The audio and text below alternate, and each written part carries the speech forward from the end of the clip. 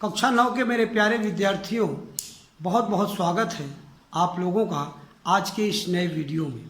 मेरे प्यारे विद्यार्थियों, अलंकार भाग 4 को लेकर आज हम आपके सामने उपस्थित हैं। प्यारे विद्यार्थियों, पढ़ने पढ़ाने की बातें शुरू हो इसके पूर्व मैं आपसे ये कहना चाहता हूँ कि प्यारे विद्यार्थियों, वीडियो अवलोकन करने के उपरांत, वीडियो देखने के बाद आप अपना नाम, क्लास और सेक्शन कमेंट बॉक्स में ज़रूर लिख दिया करिए। उसके बाद भी यदि आपको वीडियो देखने के बाद बार बार देखने पर कोई समस्या आ रही है, कोई आपकी क्वेरी है, कोई रिक्वेस्ट है, कोई निवेदन है, कोई सजेशन देना चाहते हैं, किसी समस्या का समाधान चाहते हैं, फिर से आप कमेंट करिए और त्वरित समाधान उसका किया जाएगा मेरे प्यारे विद्यार्थियों। तो आइए देखते हैं, यहाँ व्हाइट बोर्ड पर लिखा हुआ है कक्षा 9 विषय हिंदी भाषा पाठ अलंकार। और अलंकार पर लगातार ये भाग 4 अलंकार के भाग 4 की चर्चा आज हम कर रहे हैं। लगातार अलंकार विषय पर ये चौथा वीडियो है मेरे प्यारे विद्यार्थी। यदि पहले वीडियो की बात करें तो अलंकार के पहले वीडियो में अलंकार शब्द का अर्थ, अलंकार की 2 से 3 परिभाषाएं, 4 परिभाषाएं, अलंकार के भेद, जहाँ शब्दालंकार और अर्थालंकार की बात हुई, और तत्पश्चात द्वितीय अर्थात अलंकार के दूसरे भाग में, दूसरे वीडियो में हमने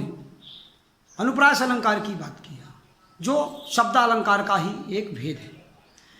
अलंकार भाग 3 में हमने यमक अलंकार की बात किया, जो शब्दालंकार का ही दूसरा भेद है। और कल के गृह कार्य में आपको अनुप्रास अलंकार और यमक अलंकार में क्या अंतर है, यह गृह कार्य हमने आपको दिया था। इसका उत्तर हमने आपको नहीं दिया था प्यारे विद्यार्थी। बाकी प्रश्नों के उत्तर आपके पीडीएफ में आपको उपलब्ध हो चुका है। अब रही बात यमक अलंकार और अनुप्रास अलंकार में अंतर क्या है, तो आप ध्यान लगाकर अगर सुनेंगे 1 मिनट में तो आपको यमक और अनुप्रास में अंतर स्पष्ट हो जाएगा।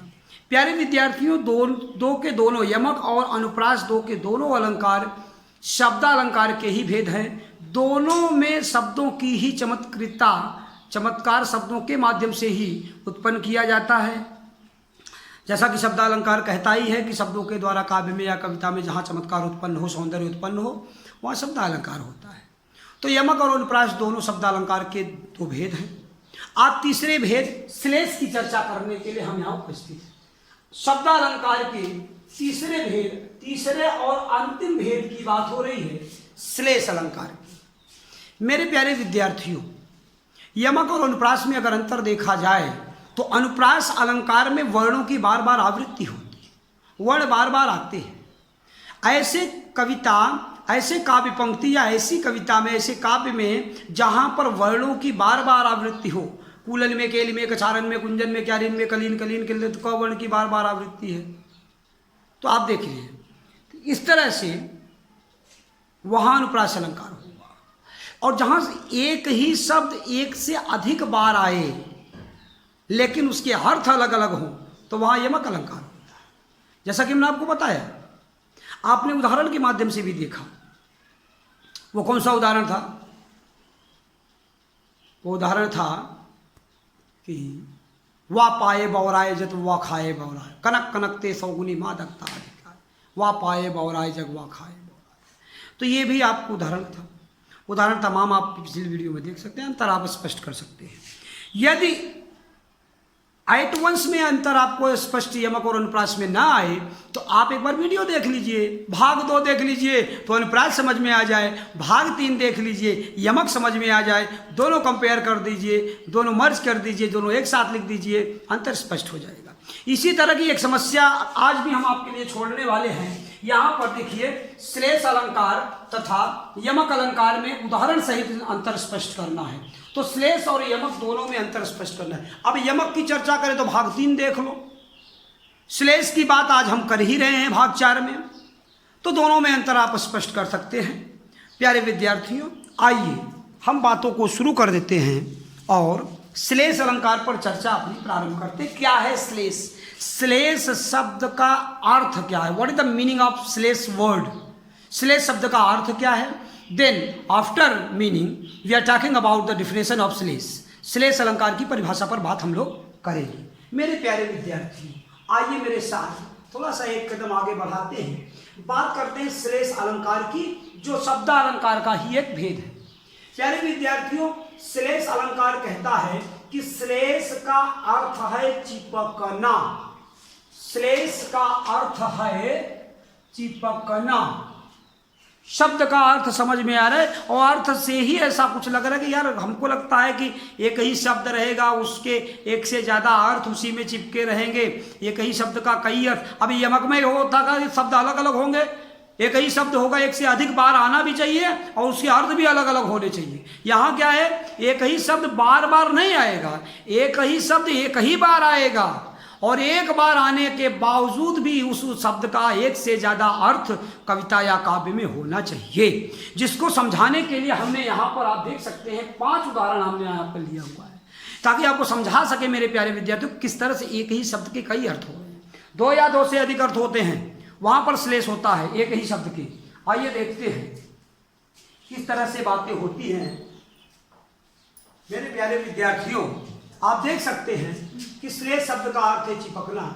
अब अगर परिभाषा की बात करें तो परिभाषा क्या कहता है, श्लेष अलंकार की परिभाषा क्या कहती है, तो हम बात कर सकते हैं, हम कह सकते हैं, क्या कह सकते हैं कि काव्य या कविता में, काव्य या कविता में जहां एक शब्द एक ही बार प्रयुक्त होने पर, एक शब्द एक से अधिक बार आता तो यमक हो जाता। कब, जब दोनों के अर्थ अलग अलग होते तब। यहाँ क्या हो रहा है, यहाँ कह रहे हैं कि काव्य या कविता में जहां एक शब्द एक ही बार प्रयुक्त हो, एक शब्द एक ही बार प्रयुक्त होने पर 2 या 2 अर्थ दे, वहां श्लेष अलंकार होता है। कह रहे हैं कि शब्द एक ही बार प्रयुक्त हो लेकिन उसके अर्थ 2 या 2 से अधिक बार के हो। जैसे दूसरे डिफिनेशन की बात करें, दूसरे शब्दों में यहाँ लिखा हुआ है, देखिए प्यारे विद्यार्थियों, यहाँ लिखा है दूसरे शब्दों में, it means the second definition of shlesh alankar. यह श्लेष अलंकार की दूसरी परिभाषा है। श्लेष अलंकार की पहली परिभाषा कहती है कि काव्य या कविता में जहाँ एक ही शब्द एक ही बार प्रयुक्त होने पर 2 अर्थ दे, वहाँ श्लेष अलंकार होता है। और इसकी दूसरी परिभाषा कहती है, दूसरी परिभाषा श्लेष की क्या कह रही है, 2 परिभाषाओं की बात किया है कि जहाँ एक ही शब्द से 2 या अधिक अर्थ चिपके हों, जहाँ एक ही शब्द से, क्या कह रहा है डिफिनेशन, किसकी, श्लेष अलंकार का डिफिनेशन क्या रहा है, परिभाषा कह रही है कि जहां एक ही शब्द से 2 या अधिक अर्थ चिपके हो। यहां पर देखिए 2 या अधिक अर्थ, 2 या अधिक अर्थ चिपके हों, वहां श्लेष अलंकार होता है। मेरे प्यारे विद्यार्थियों, बात समझने की कोशिश कीजिए। थोड़ा सा जब यमक के साथ कंपेयर करेंगे श्लेष को तो आपको और अच्छे से मेरे प्यारे विद्यार्थियों श्लेष अलंकार समझ में आ जाएगा। कब, जब आप ये जानेंगे कि यमक कहता है, अलंकार का भाग 3 वीडियो में देखेंगे तो कह रहा है, यमक कह रहा है कि भाई एक ही शब्द एक से अधिक बार आना चाहिए और अर्थ भी क्या हो, अलग अलग हो। यहाँ कह रहे कि एक शब्द एक ही बार आएगा और उसके अर्थ अलग अलग हो, एक से ज़्यादा अर्थ होने चाहिए। हाँ, तो होता है ना कि एक ही शब्द के कई अर्थ, जैसे आप वोकैबुलरी में देखते हो उस तरह का, पर्यायवाची शब्दों में आप देखते हो एक ही शब्द के कई अर्थ होते हैं। हाँ, वहाँ पर ये होता है। बात करते हैं कि जहाँ एक ही शब्द से 2 या अधिक अर्थ चिपके हों, वहाँ श्लेष अलंकार होता है। मेरे प्यारे विद्यार्थियों, श्लेष अलंकार कहता है कि एक ही शब्द के एक से अधिक अर्थ हो, 2 या 2 से अधिक अर्थ हो, तो उसके क्या हो जाएंगे, वहां उस काव्य पंक्ति या कविता में श्लेष अलंकार होता है। उदाहरण की बात करें तो कहते हैं कि चरण धरत चिंता करत चितवत चहुओर, असुबरन को खोजत फिरत कवि व्यभिचारी चोर। ध्यान देंगे मेरे प्यारे विद्यार्थियों, सुबरन शब्द में हमने रेड मार्क किया हुआ है, इट मीन्स सुबरन शब्द में ही श्लेष अलंकार है। मेरे प्यारे विद्यार्थियों, बोले सुबरन शब्द में क्या है, सुबरन शब्द में ही श्लेष अलंकार है। इसका मतलब है, ध्यान देना, अगर सुबरन शब्द में श्लेष अलंकार है तो इसका मतलब है कि कविता में सुबरन शब्द का एक से अधिक अर्थ है, दो या दो से ज्यादा अर्थ हो सकते हैं किसके? सुवर्ण शब्द के। आइए कविता को समझते हैं और डिफाइन करते देखते हैं क्या सुवर्ण शब्द के एक से ज्यादा, दो से ज्यादा अर्थ निकल रहे हैं क्या। आइए देखते क्या कहती है कविता। कविता कहती है चरण धरत चिंता करत चितवत चहूं।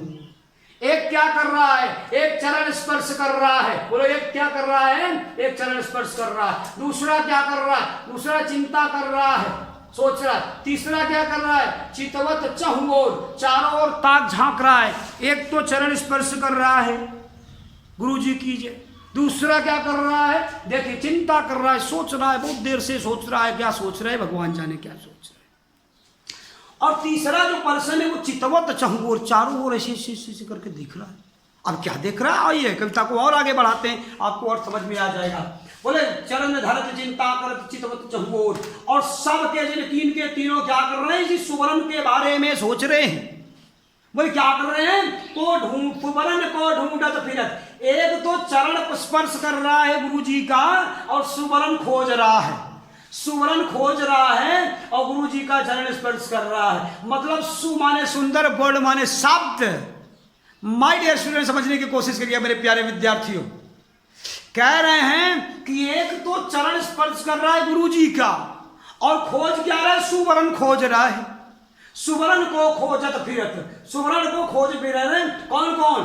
कवि, व्यभिचारी, दुराचारी जो व्यक्ति है, व्यसन में जो लिप्त है, जो दुराचारी है। और तीसरा है चोर। बोले तीन के तीनों। कवि क्या कर रहा है? ढूंढ रहा है किसको? सुवर्ण को ढूंढ रहा है। बोले ये जो व्यभिचारी है, ये दुराचारी है, क्या कर रहा है? बोले ये भी क्या कर रहा है? सुवर्ण को खोज रहा है। बोले तीसरा जो है चोर, ये चोर भी क्या कर रहा है? माय डियर स्टूडेंट, चोर भी सुवर्ण को खोज रहा है। तो क्या ये सुवर्ण शब्द है क्या?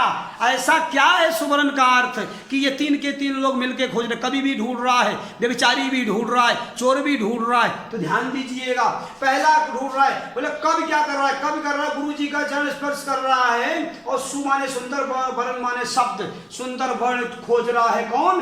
कवि खोज रहा है सुवर्ण। सुवर्ण का कल की दृष्टि में सुवर्ण का अर्थ है सुंदर वर्ण या सुंदर शब्द, अच्छे शब्द। तो कवि है, अच्छे अच्छे शब्दों को खोजेगा तभी ना बना पाएगा अच्छी अच्छी कविताएं। किसके लिए? प्यारे प्यारे बच्चों के लिए, आप लोगों के लिए, मेरे प्यारे विद्यार्थी। दूसरे को व्यभिचारी, व्यभिचारी क्या खोज रहा है? चिंता कर रहा है, सोच रहा है। और व्यभिचारी खोज रहा है किसको? सुवर्ण। सु माने सुंदर, वर्ण माने शरीर, सुंदर शरीर वालों को, वाली को, या किसको भी व्यभिचारी माने दुराचारी आदमी है। वो दुराचार उसके दिमाग में कचरा भरा हुआ है, वो खोज रहा है पता नहीं क्या। ऐसा कह रहे हैं। कौन? व्यभिचारी ढूंढ रहा है किसको? सुवर्ण को, सुंदर शरीर वाली को ढूंढ रहा है। तीसरा कर रहे चोर। चोर क्या कर रहा है? सुवर्ण खोज। सुवर्ण माने सोना, तो सुवर्ण माने स्वर्ण माने सोना, सुवर्ण माने सुंदर शरीर वाली युवती, और सुवर्ण माने सुंदर शब्द। तो एक ही शब्द सुवर्ण है और सुवर्ण के कितने अर्थ है? तीन तीन अर्थ है मेरे प्यारे बच्चों। देखिए, तो क्या सुवर्ण शब्द के अगर एक से ज्यादा, दो से ज्यादा अर्थात तीन तीन अर्थ हैं, तो क्या सुवर्ण शब्द में अगर मैं कहूं कि श्लेष अलंकार है तो क्या आपको बुरा लगेगा? क्या नहीं लगना चाहिए, क्योंकि सुवर्ण शब्द में श्लेष अलंकार है। दूसरे उदाहरण की बात कर रहे हैं। बोले मंगन को देख पट देत बार बार है। मंगन को देख, मांगने वाले को देख कर। ये पट शब्द में कौन है? श्लेष अलंकार है। बोले पट शब्द में अगर श्लेष अलंकार है तो पट शब्द का एक से ज्यादा अर्थ होना चाहिए कविता में। तो आइए देखते हैं क्या पट शब्द का एक से ज्यादा अर्थ है क्या। मेरे प्यारे विद्यार्थियों, कह रहे मंगन को देख पट देत बार बार है। बार बार दे रही क्या? मंगन, मांगने वाले को देखकर बार बार। मंगन को देख पट देत बार बार है। मांगने वाले को देखकर, पट माने होता है किवाड़, किवाड़ का पट माने दरवाजा। दरवाजे में दो पट होते ना, तो बोले पट माने उसका भाग जो दरवाजा है, दरवाजे को बंद कर देती है एक औरत। क्या करती है? मंगन को देख पट देत बार बार है। बार बार दरवाजे खिड़की को बंद कर देंगे कि मांगने वाले को हमको कुछ भिक्षा न देनी पड़े। और दूसरी क्या कर रही है? दूसरी औरत कर रही है कि मंगन को देख पट देत बार बार है। है। पट माने कपड़ा उसकी अर्थ में है, उसी अर्थ में पट माने कपड़ा है। बहुत सारे वस्त्रों का दान कर रही है दूसरी औरत, बहुत सारे कपड़े दे रहे, पट दे तो बार बार है, कभी कोई कपड़ा दे रही है, कभी कोई कपड़ा दे रही है। किसको? मांगने वाले को, गरीब मांगने वाले को। एक औरत बहुत सारे कपड़े दे रही है और दूसरी बहुत सारे दरवाजों को, खिड़की को, सबको बंद कर ले रही। मेरे प्यारे विद्यार्थी, तो पट शब्द का है दो अर्थ। पहला अर्थ दरवाजे या खिड़की, दरवाजा, पट का दरवाजा, और दूसरा अर्थ क्या है? पट माने कपड़ा। तो एक की दृष्टि में पट माने कपड़ा, दूसरी की अर्थ में पट माने दरवाजा। तो बोले पट शब्द में एक से ज्यादा अर्थ, तो इसमें चिपका हुआ है कौन? श्लेष अलंकार है। बोले मधुबन की छाती को देखो, मधुबन की छाती को देखो, सूखी कितनी इसकी कलियां। अब देखो, अर्थ समझने की कोशिश करो मेरे प्यारे विद्यार्थियों। अब ये कविता करे कि मधुबन की छाती को देखो, सूखी कितनी इसकी कलियां। एक कवि है जो कविता लिख रहा है। बोले मधुबन माने होता है बगीचा, बगीचे की दृष्टि में कलियां का अर्थ है कि मधुबन की छाती को देखो, सूखी कितनी इसकी कलियां। बोले बगीचे को देखो, इसमें जो फूल है, इसकी फूल कलियां माने खिलने से पूर्व जो फूल की अवस्था होती है, जो पुष्प की अवस्था खिलने से पूर्व होती है, उसे कली कहते हैं। तो बोले कलियां कैसी हैं? सूखी कितनी इसकी कलियां। ये बगीचे में जितने फूल हैं, इसकी कलियां कितनी सूख गई हैं। एक अर्थ है। दूसरा कह रहा है मधुबन की छाती को देखो, सूखी कितनी इसकी कलियां। दूसरे अर्थ में क्या है? दूसरे अर्थ में मधुबन माने होता है युवावस्था, युवा से पूर्व जो, युवती होने से पूर्व जो स्त्री की अवस्था है, वो है मधुबन का अर्थ। तो वहां पर देखो कर सूखी कितनी इसकी कलियां। तो बोले ये जो है मतलब ये निराशाजनक चेहरा है या सूखा हुआ शरीर है, इस तरह की बात कभी करता है। मेरे प्यारे विद्यार्थियों, अगले उदाहरण नंबर 4 की अगर बात करें तो रहीम दास जी का बहुत ही प्रसिद्ध दोहा है। रहीम दास जी का बहुत ही फेमस दोहा, बहुत ही प्रसिद्ध दोहा है। उदाहरण नंबर 4 क्या कह रहे हैं? बहुत पूछ रहे हैं, हम बता रहे हैं। चौथा का उदाहरण कह रहा है, जो रहीम गति दीप की, कुल कपूत गति सोए, बारे उजियारो करे, बड़े अधेरो होए। यहाँ कुल के कपूत की बात है, कुल कपूत गति सो। ध्यान देना मेरे प्यारे विद्यार्थियों, कुल कपूत गति सो, सपूत नहीं। हम आपको कपूत नहीं कर रहे मेरे प्यारे विद्यार्थी, आप सब लोग सपूत। सपूत का बोले सपूत और सुपुत्र में क्या अंतर है? बोले सपूत है तद्भव और सुपुत्र है तत्सम। दोनों का अर्थ है अच्छा बच्चा, सुंदर बच्चा। सुपुत्र माने श्रेष्ठ पुत्र। समझ रहे हो मेरा मतलब?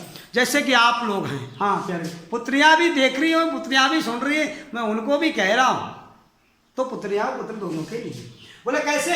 जो रहीम गत दीप की, रहीम दास जी कहते हैं भाई कि जो गत, जो स्थिति, जो सिचुएशन, जो कंडीशन दीप की है, दीप अर्थात दीपक की है, वही स्थिति, वही कंडीशन, वही सिचुएशन किसकी होती है? कुल के कपूत की होती है।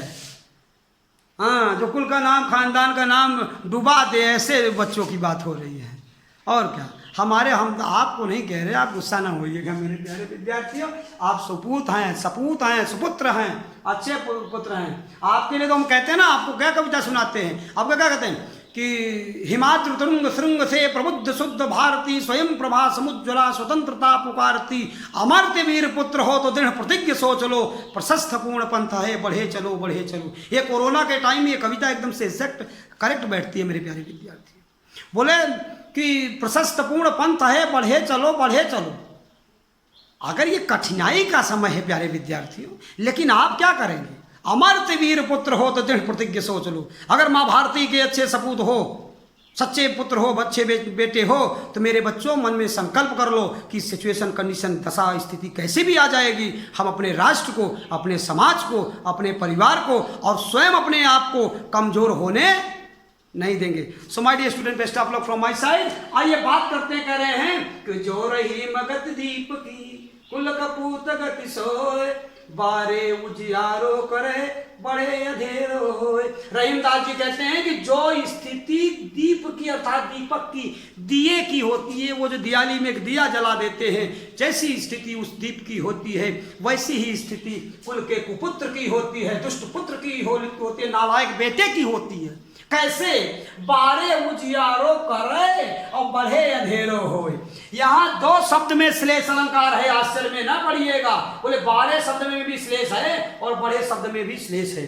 अगर बारे शब्द में श्लेष है इसका मतलब है कि मोर देन वन मीनिंग, एक से ज्यादा अर्थ होगा बारे शब्द का। और अगर बढ़े शब्द में श्लेष है तो बढ़े शब्द का भी एक से ज्यादा अर्थ होगा। और मैंने बाकायदा यहाँ लिख के समझाया है, बारे का मतलब बचपन में जलाने पर दो स्थिति है। कैसे बारे उजियारो करे, बोले दिया जैसे ही जलाया जाता है तो उजाला करता है। कुपुत्र जो होता है वो भी बचपन में क्या, बचपन में परिवार आनंदित होता है, बड़ा बेटा हमारे पास बेटा हो गया, बोले बहुत खुश है। बोले बचपन में बहुत खुश होते हैं घर वाले। वो बढ़े अंधेरो हो, वो दिया जैसे जैसे जलते जलते बढ़ जाएगा, बुझने से पहले बहुत बड़ा हो जाएगा तो क्या हो जाएगा, बुझ जाएगा। और बड़ा होने पर वो जो कुपुत्र है, जो नालायक बेटा है, बड़ा होगा तो क्या होगा, क्या करेगा मैं नहीं बता सकता। बहुत कुछ आप समझदार हो, समझने की कोशिश करना। जो जो गलत काम है सब करेगा नालायक बेटा, आप जो जो नहीं करते हो वही करेगा वो, क्योंकि आप अच्छे बेटे हो ना, तो आप अच्छा नहीं करते ऐसा काम। जो आप नहीं करते वो करेगा। आप वीडियो देखते हो, वीडियो नहीं देखेगा। आप कमेंट लिखते हो, नालायक जो होगा वो कमेंट नहीं लिखेगा। आप शरारत नहीं करते हो, शरारत करेगा। आप अपनी फेन नोटबुक में सब कुछ पॉइंट टू पॉइंट लिखते हो, वो नहीं लिखेगा। आप एक से ज्यादा बार वीडियो देखोगे, एक भी बार नहीं देखेगा। तो ये नालायक और लायक में क्या कितना सा अंतर, थोड़ा सा अंतर है। इसके सिक्के के एक तरफ हेड की तरफ आप हो, टेल की तरफ हो, थोड़ा सा अंतर है। मेरे प्यारे विद्यार्थियों, अपने रास्ते पर चलते रहिए। बात करते हैं पांचवें और अंतिम उदाहरण की। करे को घटिए वृषभानुजा बे हलधर के वीर। ये कविता है, ये लाइन है, काव्य पंक्ति रही। क्या करें, वृषभानुजा शब्द में क्या है, यहाँ पर श्लेष है। बोले वृषभ माने होता है, वृषभ माने बैल, बैल की अनुजा माने गाय की बात हो रही है। और वृषभानु की बिटिया अर्थात वृषभान की अनुजा, अनुजा माने बेटी, वृषभानु की अनुजा अर्थात राधा की बात हो रही है। तो दो अर्थ हो रहा है। एक तो महाराज वृषभान की बिटिया की, वृषभान की बेटी पुत्री की बात हो रही है, जिसका नाम राधा है, जो कृष्ण की प्रियसी हैं और प्रियसी हैं। तो बोले वृषभानुजा, और दूसरी है कि वृषभ माने बैल, अनुजा माने छोटी। तो वृषभ की जो अनुजा है अर्थात गाय, तो दो की बात हो रही है। वृषभान शब्द में दो अर्थ है, इसका मतलब यहाँ पर श्लेष अलंकार है। मेरे प्यारे विद्यार्थी, ये रहा आपका श्लेष अलंकार। और श्लेष अलंकार में इसी वीडियो में हमने आपको अनुप्रास और यमक में अंतर भी स्पष्ट कराया। हमने आपको श्लेष समझाया, एक से ज्यादा अर्थ बताया, श्लेष का अर्थ बताया, श्लेष की परिभाषाएं बताई, दो और परिभाषाएं दिया, 5 उदाहरण दिए मेरे। और एक और है, जैसे वो है कि पानी रही मन पानी राखिए बिन पानी सब सून, पानी गए उबरे मोती मानस सून। इस उदाहरण में भी श्लेष अलंकार, कई कविता अगर ये आ जाए तो ध्यान रखना, यहाँ श्लेष अलंकार है कि रही मन पानी राखिए बिन पानी सब सून, पानी गए उबरे मोती मानस सून। बार बार पानी शब्द आ रहे, उससे मत घबराना। एक बार पानी का शब्द है, सम्मान की बात हो रही है। चूने के पानी को सूख जाएगा तो वो खराब हो जाएगा। आदमी के पानी सम्मान रहना चाहिए। मेरे प्यारे विद्यार्थियों, गृह कार्य की बात करते हैं, पढ़ाई आपकी यहाँ पर पूरी होगी। गृह कार्य नंबर 1 कह रहा है कि संपूर्ण अध्ययन सामग्री का कम से कम 2 बार अवलोकन करें। 2 से ज्यादा बार करेंगे बेस्ट आप तक मेरी ओर से। दूसरा होमवर्क कहता है कि श्लेष अलंकार की परिभाषा तथा 3 अन्य उदाहरण। बोले श्लेष अलंकार का अर्थ, उसकी परिभाषाएं दोनों, और उसके इतने 5 अर्थ के, इतने 5 उदाहरण के अलावा 3 अन्य उदाहरण भी मेरे प्यारे विद्यार्थियों आपको लिखना है। बोले तीसरा क्या कर रहा है होमवर्क, श्लेष अलंकार तथा यमक अलंकार में अंतर स्पष्ट, उदाहरण सहित अंतर स्पष्ट कीजिए। इस प्रश्न की उत्तर पर आपको मैं आशा करता हूं वीडियो नंबर 3 और 4 भाग देखने के बाद आपको इसका उत्तर आ जाएगा। फिर भी इसके बाद वाले वीडियो में जब हम अर्थालंकार की बातें अब आगे शुरू करेंगे तो हम यहाँ पर श्लेष और यमक पर अंतर आपको स्पष्ट कर देंगे मेरे प्यारे विद्यार्थियों। माय डियर स्टूडेंट, आज के लिए इतना ही मेरे प्यारे विद्यार्थियों। आशा करता हूँ, पूरा विश्वास है मुझे, पूरे परिश्रम के साथ आप मेहनत के साथ वीडियो देख रहे हो। अपना नाम, क्लास और सेक्शन लिखना कमेंट बॉक्स में आप नहीं भूलते हो, मैं जानता हूँ, फिर भी मैं आपको याद कराना चाहता हूँ। वीडियो देखने के बाद अपना नाम, क्लास और सेक्शन आप कमेंट बॉक्स में जरूर लिख दिया करिए। मेरे प्यारे विद्यार्थियों, आज के लिए इतना ही। इसी आशा और उम्मीद के साथ कि आप अपना परिश्रम से काम कर रहे होंगे। आज के लिए इतना ही, मिलते हैं नेक्स्ट वीडियो में, तब तक के लिए धन्यवाद।